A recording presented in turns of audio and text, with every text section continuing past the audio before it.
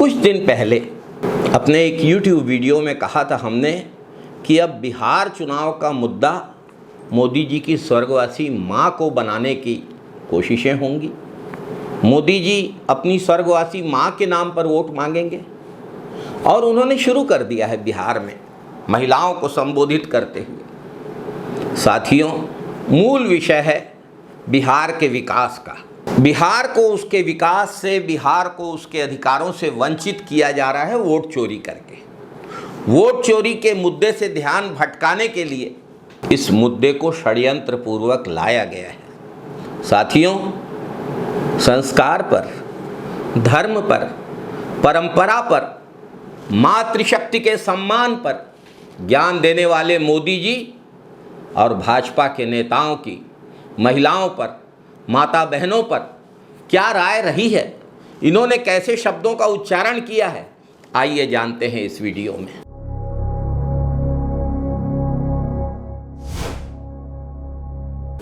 नमस्कार साथियों, शुरुआत मोदी जी से करेंगे।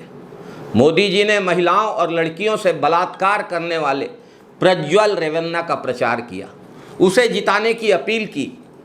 तब उनको धर्म, संस्कृति और संस्कार की याद नहीं आई।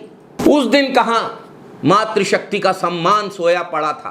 स्वर्गीय सुनंदा पुष्कर को मोदी जी ने 50 करोड़ की गर्लफ्रेंड कहा था, वो भी तो किसी की मां थी।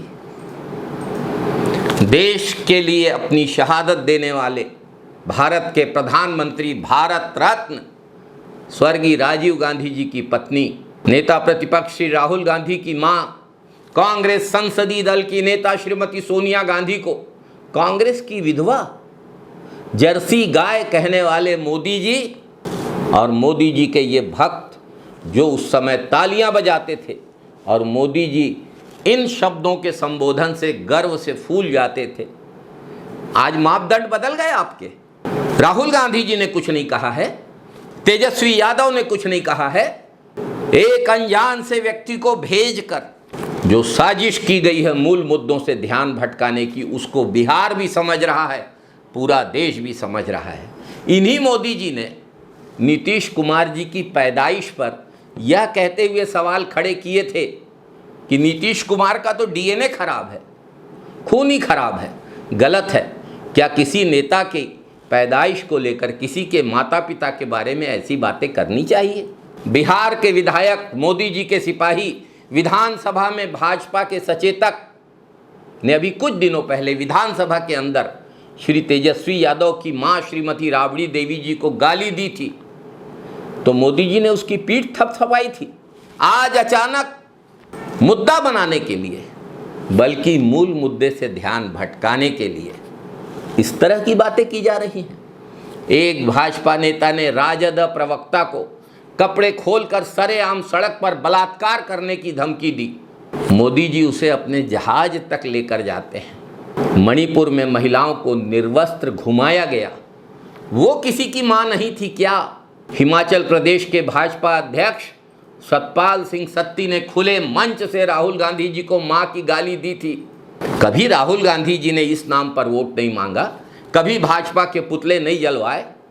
दूसरी ओर मोदी जी को देखिए, एक अज्ञात से मवाली जिसको कोई नहीं जानता वो कौन था, कहां से आया था, माइक उठाकर उस मंच से जिसमें राहुल गांधी भी नहीं है, जिसमें तेजस्वी यादव भी नहीं है, उसने गाली दी। कई लोग तो उसको भाजपा का कार्यकर्ता बता रहे हैं, उसे गिरफ्तार भी किया जा चुका है। लेकिन मोदी जी की घटिया राजनीति, स्वर्गवासी मां के नाम पर वोट मांगने निकल पड़े हैं, कांग्रेस के पुतले जलवा रहे हैं, भाजपा कार्यकर्ताओं से कांग्रेस के कार्यालयों का घेराव करा रहे हैं। मतलब आम जनता के मुद्दों से नहीं कोई सरोकार, लोकतंत्र के साथ होता रहे बलात्कार। किसी मवाली से खुद को गाली दिलवा दो और सारे विषय खत्म और उस पर चुनाव प्रचार शुरू। वोट चोरी पे सारे सवाल गुम जाएं, रोजगार पर कोई सवाल ना हो, महंगाई पर बात ना हो, जनहित के मुद्दे पे बात ना हो, क्योंकि एक अज्ञात व्यक्ति ने मोदी जी को गाली दे दी। अज्ञात व्यक्ति की गाली को मुद्दा बनाने के पहले भाजपा बताए, भाजपा प्रदेश अध्यक्ष सतपाल सिंह सत्ती पर क्या कार्यवाही की, भाजपा के एक मंत्री ने सेना की कर्नल कुरैशी को आतंकियों की बहन बोला था, उस पर क्या कार्यवाही की भाजपा ने? महिला पहलवानों के साथ जो कुछ भी हुआ उस पर क्या कार्यवाही की भाजपा ने? अपने नेता का पक्ष लिया ना। उन्नाव और कठुआ की घटनाओं की तो अभी बात ही नहीं हुई है। चाल चरित्र और चेहरा, संस्कार, संस्कृति और परंपरा और अनुशासन की बात करने वाले भाजपाइयों की सच्चाई ये है, ये गाली वाला पूरा एपिसोड केवल और केवल जनता का ध्यान वास्तविक मुद्दे वोट चोरी से भटकाने के लिए किया जा रहा है। और अभी तो ये शुरुआत है। हमने पहले ही कह दिया था, मोदी जी हर चुनाव में, हर सभा में, हर भाषण में इसे ही दोहराते रहेंगे, क्योंकि उनके पास कोई और ठोस बात बताने के लिए, कहने के लिए नहीं है। बाकी तो हर मोर्चे पर मोदी सरकार और भाजपा की हर सरकार विफल है, नाकाम है।